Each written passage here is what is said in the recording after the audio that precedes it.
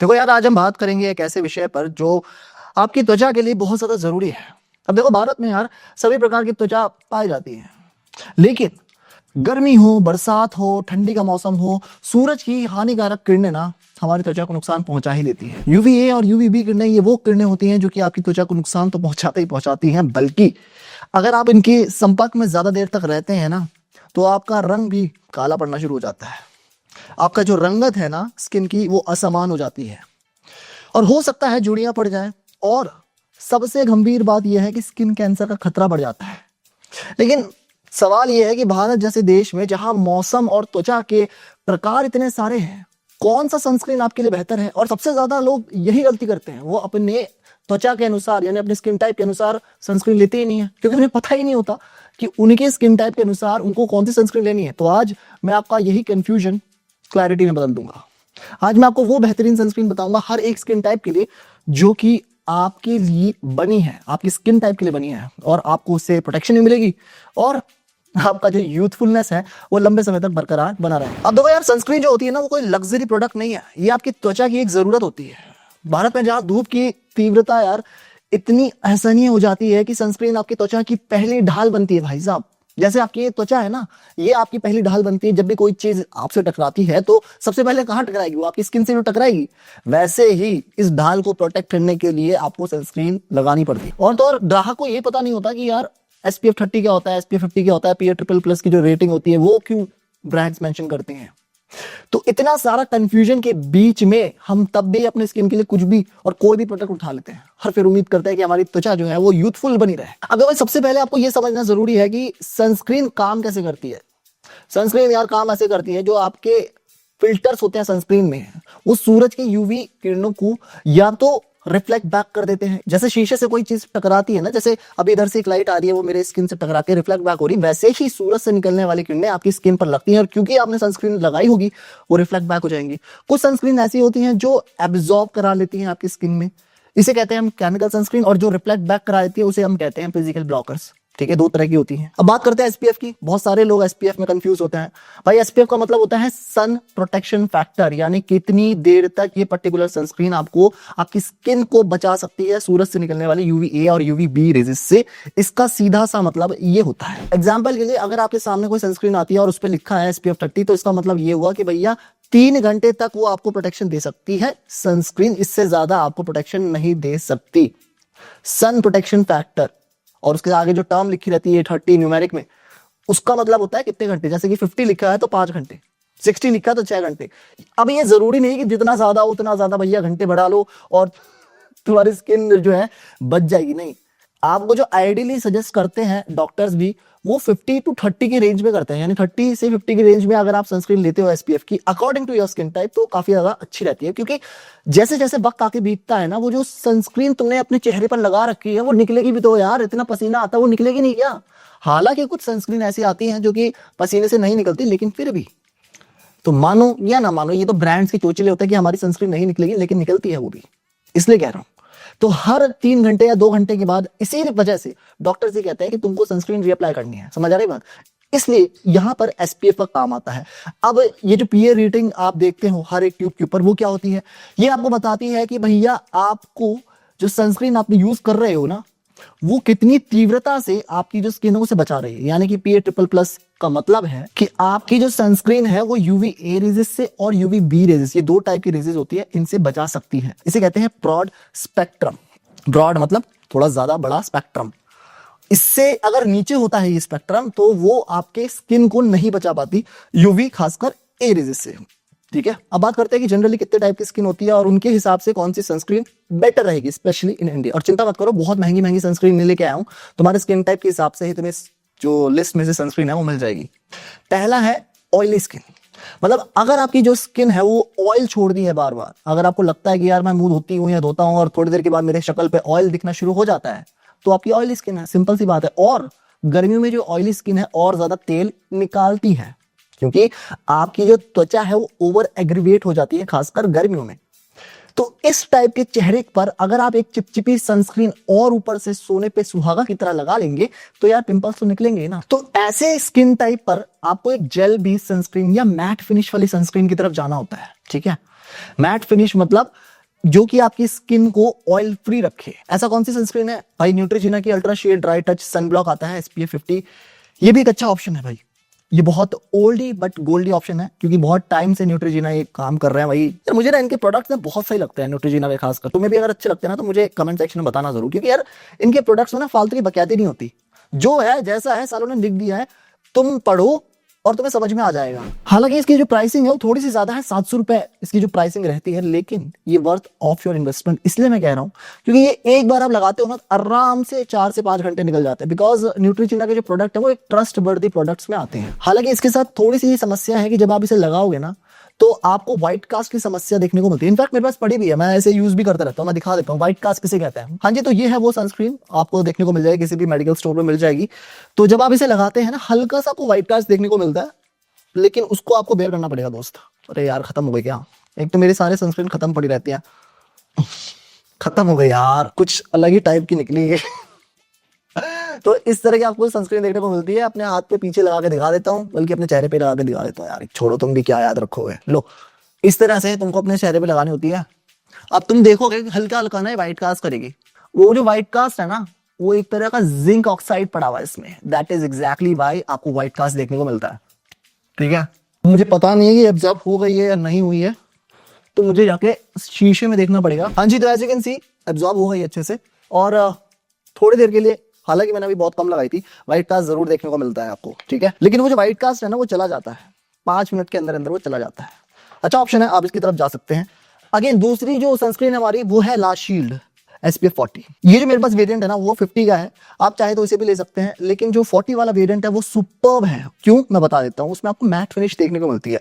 जो ये वाला वेरिएंट है ना, इसमें आपको मैट फिनिश देखने को नहीं मिलती। तो इस वजह से मैं कह रहा हूँ आप उसकी तरफ भी जा सकते हैं। तीसरा ऑप्शन मैं आपको सजेस्ट करना चाहूंगा सनस्क्रीन में ही, अगर आपकी खासकर ऑयली स्किन है तो आप UV डॉक्स की तरफ जा सकते हैं। बहुत ही कमाल का ऑप्शन है, और खासकर जिनकी ऑयली प्लस आपको एक्ने की समस्या है तो उसकी तरफ आप जरूर जाइएगा। ब्रिंटन कंपनी की तरफ से आती है, और इसका कमाल ये है कि मजा लेगी आप उसे लगाएं और आपको पिंपल्स हो जाए। मतलब मैंने पर्सनली उसे यूज करके देखा हुआ है भाई, कमाल की है वो। थोड़ी सी प्राइसी आती है ऑफ कोर्स, और डर्माटोलॉजिस्ट उसे काफी ज्यादा सजेस्ट करते हैं। जिनके एक्ने हैं वो समझ गए होंगे, और वो कमेंट भी करे कि हाँ भाई सही कह रहा बंदा। अब आते हैं भैया ड्राई स्किन की तरफ। अगर आपकी जो त्वचा है बहुत ज्यादा रूखी रूखी से नजर आती है, खासकर गर्मियों के मौसम में भी, तो आपको एक ऐसी सनस्क्रीन चाहिए जो बहुत ज्यादा हाइड्रेशन प्रोवाइड करे। बेसिकली वो आपकी जो सनस्क्रीन है वो पानी की तरह हो, इस तरह की ना हो। क्योंकि इस तरह की अगर आप अपने सनस्क्रीन लगाओगे ड्राई स्किन पर तो होगा क्या, वो आपकी जो स्किन है ना प्रोटेक्ट तो हो जाएगी, लेकिन आपको ड्राइनेस देखने को और मिलेगी। दैट इज एग्जैक्टली व्हाई आपको अपनी स्किन टाइप के हिसाब से ये चुनना बहुत जरूरी है कि मैं प्रोडक्ट कौन सा ले रहा हूं। तो यहाँ पर आप ना लोटस की तरफ से आने वाली सेफ सन आती है इनकी एक, वो काफी अच्छी सनस्क्रीन है। अगर आपकी जो त्वचा है यार वो बहुत ज्यादा ड्राई है तो आप इसको ले सकते हैं। SPF 50 का ये आपको विकल्प आपको देखने को मिलता है। इसमें मॉइस्चराइजिंग बहुत बढ़िया है, बहुत ज्यादा अच्छी मॉइस्चराइजिंग देखने को मिलती है। और लोटस के खासकर प्रोडक्ट्स में आपको मॉइस्चराइजिंग का पार्ट बहुत ज्यादा अच्छा देखने को मिलता है, चिपचिपाहट नहीं देखने को मिलेगी। और इसकी कीमत थोड़ा सा ऊपर नीचे होती रहती है, लगभग 500 रुपए के करीब आती है ये पर्टिकुलर जो सनस्क्रीन जिसकी मैं बात कर रहा हूँ। लेकिन आप फिर भी एक बार अमेजोन पे देख लेना, लेना ना लेना आपकी मर्जी है। अगला ऑप्शन है भैया इसी पर्टिकुलर ड्राई स्किन वाले लोगों के लिए लैक्मे की तरफ से। अब मैं चाहता नहीं था इसे डालना, लेकिन ये जो पर्टिकुलर ऑप्शन है अच्छा निकल के सामने आया, क्योंकि लैक्मे का खासकर ये वाला variant Lakme sun expert SPF 50 PA++ के साथ जो आता है, ये एक अच्छा ऑप्शन है। ड्राई स्किन को ना ये हाइड्रेट भी करता है और लंबे समय तक प्रोटेक्ट भी करके रखता है। मतलब अगर आप इसे लगाते हैं ना तो 4 से 5 घंटे आपको प्रोटेक्शन देखने को मिलती है शक्ल पर। इसके साथ एक और सनस्क्रीन आती है जिसका नाम है अनड्राई, if I am not wrong. मैं बस अपनी मेमोरी के रिकॉल के हिसाब से बोल रहा हूँ। अनड्राई एक सनस्क्रीन है जिनकी जो स्किन टाइप है बहुत ज्यादा ड्राई है, मतलब इतनी ज्यादा ड्राई है कि वो मुंह खोलते ही ना तो यहाँ से स्किन फट जाती है। इस वजह से आप उसका इस्तेमाल करते हैं। ये पर्टिकुलर सनस्क्रीन जो है ना वो तब इस्तेमाल की जाती है जब आप पर्टिकुलरली रेटिनॉइन वगैरह पे होते हो, या किसी भी तरह का रेटिनॉल इस्तेमाल कर रहे हो, या फिर आप रेटिनॉइड्स पे हो। ठीक है, तो ये एक शॉर्ट टर्म बेस्ड सनस्क्रीन आप कह सकते हैं, क्योंकि गर्मी में वैसे भी आपको इतनी ज्यादा ड्राइनेस देखने को नहीं मिलती। लेकिन अगर आप किसी पर्टिकुलर मेडिकेशन पे है जिसकी वजह से आपको ड्राइनेस देखने को मिल रही है, then go for it, it's a really good option. अब आते हैं सेंसिटिव स्किन टाइप वाले लोग, और इनके लिए सनस्क्रीन चुनना बहुत मुश्किल होता है, क्योंकि इनकी जो स्किन है ना वो इतनी सेंसिटिव होती है, कुछ भी लगाए वहां पर लाल हो जाता है।